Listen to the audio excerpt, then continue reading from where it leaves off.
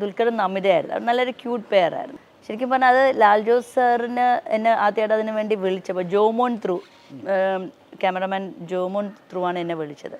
അത് അപ്പോൾ തന്നെ എനിക്ക് ഭയങ്കര ഒരു ടെൻഷനുണ്ട്. അന്ന് എനിക്ക് ടെൻഷൻ ഉണ്ടായിരുന്നു. കാരണം വലിയ പ്രൊജക്റ്റാണ്. ആർട്ടിസ്റ്റിനെയും കാട്ടി കൂടുതൽ എനിക്ക് പേടിയുള്ളത് ലാൽ ജോസ് സാറിനായിരുന്നു.